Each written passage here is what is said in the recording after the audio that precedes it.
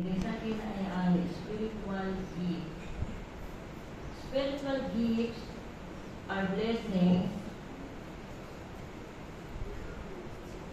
or abilities given by God to His children through the power of the Holy Ghost. Gifts of the Spirit are given to bless and benefit those who love the Lord and seek to keep His commandments. In Doctrine and Covenants, chapter 46, verse 9, For verily I say unto you, they are given for the benefit of those who love me and keep all my commandments. And him that seeketh so to do, that all may be benefited, that seek or that ask of me, that ask and not for a sign, that they may consume it upon their lust. Each faithful member of the church has at least one spiritual gift, and the Lord encourages His children to seek earnestly and the best gifts, always remembering for what they are given. And makikita to sa Doctrine and Covenants 46, verse 8. The scriptures teach of many gifts of the Spirit. Number 1, knowledge that Jesus Christ is the Son of God and that He was crucified for the sins of the world. Doctrine and Covenants, chapter 46, verse 13. Number 2, the capacity to believe the words of those who testify of Jesus Christ.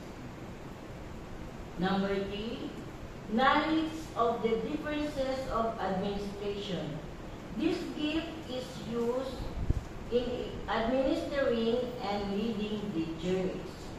And number 4, knowledge of the diversities of operations, which helps individuals discern whether or teaching or influence comes from God or from some other source.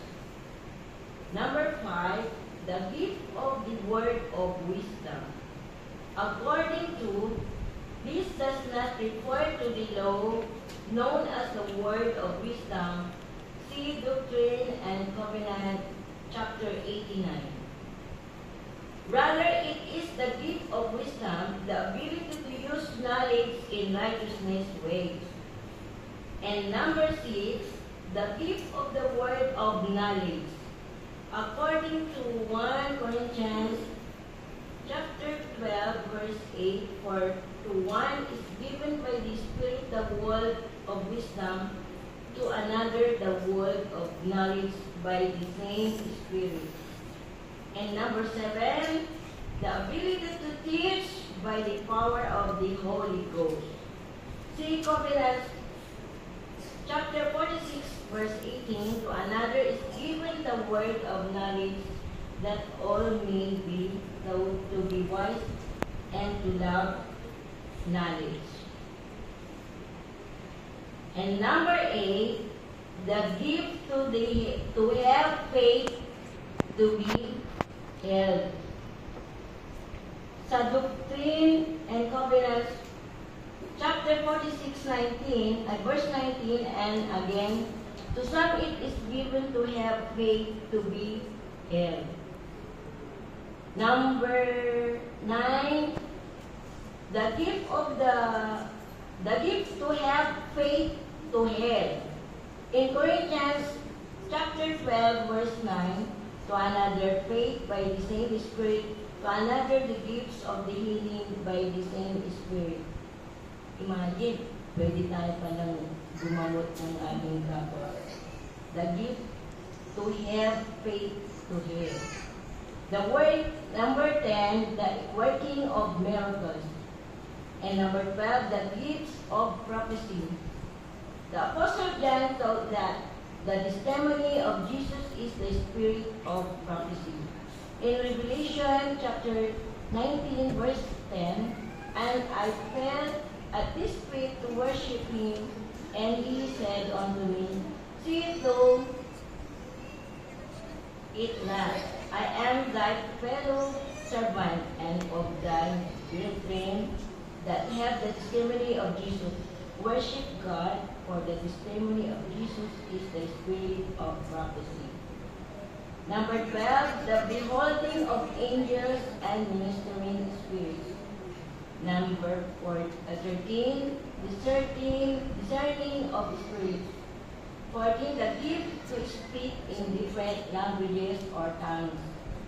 And 15, the gift of the interpretation of tongues. Alam nyo, itong number 16, the gift of faith in the Moroni chapter 10, verse 11, to another faith by the same Spirit, to another the gifts of the healing by the same Spirit. Alam nyo, sisters and brothers, itong faith, sinubok ko po ito sa sarili ko po. During way back 8 years old or maybe 9 years old, si Mark, yung pangalan kong anak, hinamon ko ang sarili ko, even my mother, even my son. Ang sabi ko sa kanya, palagi kitang itrain kung saan natin binibili lahat ng ititinda natin sa store. Because before, I have a small store before. Ngayon, ang sabi ko, kaya mo nang bilhin lahat ng mga ito, marunong ka nang bumasa, di ba? Sabi ko sa kanya. O bumasa, sabi niya.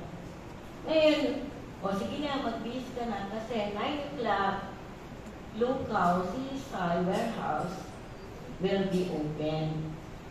Bubuksan na yon. Alam mo na ang left and right pagdating sa daan.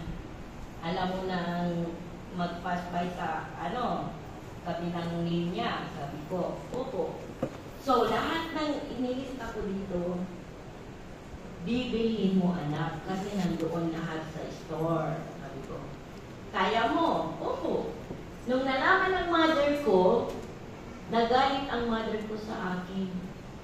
Sabi niya, pinaglaban-laban mo si Mike para makuha mo siya. Sa totoo lang, sisters, brothers, pinaglaban ko si Mike sa korte. Dahil kinuha siya ng father niya. Also, likewise, Ann before. Pero ibinalik din nila si Ann sa akin. Sabi ng mother ko, pinaglaban mo siya para makuha mo siya. Nung nakuha mo siya, ngayon ganyan, pababayaan mo siyang mamalengke. Ma'am, sabi ko sa mother ko, dito natin malalaman kung gaano kayo ka-faithful at sa paniniwala niyo sa Panginoon. Hindi pababayaan si Mike. Hinahamon ko kayo, sabi ko sa mother ko. Gamit na sa sarili ko, even to my son. Sabi niya, kaya niya eh. Hindi naman niya yan sasabihin kung hindi niya kaya. Di siyempre, iiyak yan. Takot ako, ayaw ko. Diba? Pero nakita ko sa mata niya na kaya ng anak ko. So, I let him go. Galit na galit ang mother ko sa akin, umiiyak siya. Nandun siya palagi sa tabi ng kalsada. Hinahintay niya si Mike kung darating o hindi. Pupunta naman ako, magbibihis ako. Pupunta ako doon sa mall. Titignan daw niya si Mike doon. No, huwag kayong ganyan, manalig lang kayo sa Panginoon. Kung totoo kayong naniniwala sa Kanya, darating si Mike. 9 o'clock, umalis si Mike. 10:30, dumating siya. Tuwang-tuwa ang mother ko. Sabi niya, totoo pala yung sinabi mo. Na pag naniwala ka sa Panginoon, ibabalik niya ang anak mo, sabi niya. 2 beses kong ginawa yung kay Mark. Sabi ng mother ko, grabe pala yung paniniwala mo dyan sa reunion, sabi niya. Hindi naman sa ganun, ma. Kaya lang, may tiwala po kasi ako sa paniniwala ko. Kaya, brothers and sisters, yung imposible na nalalaman ninyo, magiging posible yun kung maniniwala kayo sa ating Panginoon. That's why, sabi ko, kaya na pala niyang kuwan itong anak ko, mapagsabihan, mautusan. Imagine, sabi ng pare ko, oh, huwag magsasabihin na ganyan na ang gagawin ko sa kanya. Hindi naman, mother, sabi ko, kasi tinas ko lang yung faith ko saka yung pagmamahal ng Lord sa akin.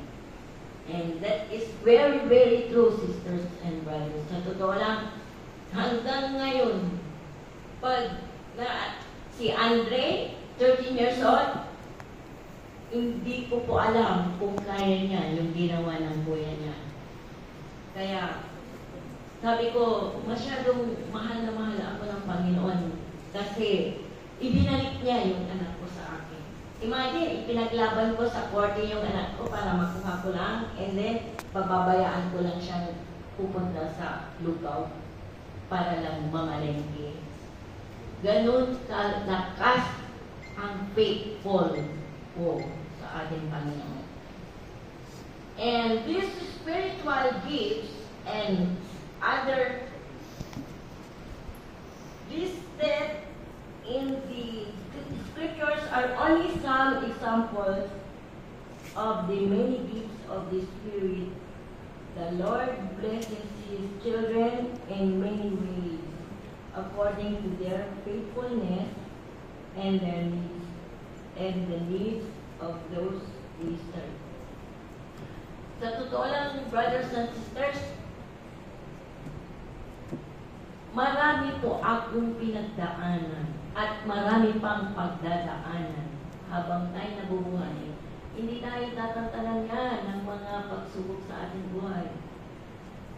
May dumating na naman na pagsubok sa akin and I keep it to myself only. Ayaw kong i-share even sa mga anak ko. Kasi matatalino ang mga anak ko. Malalaman din nila yan. Ayaw kung ako mismo yung magsasabi sa kanila.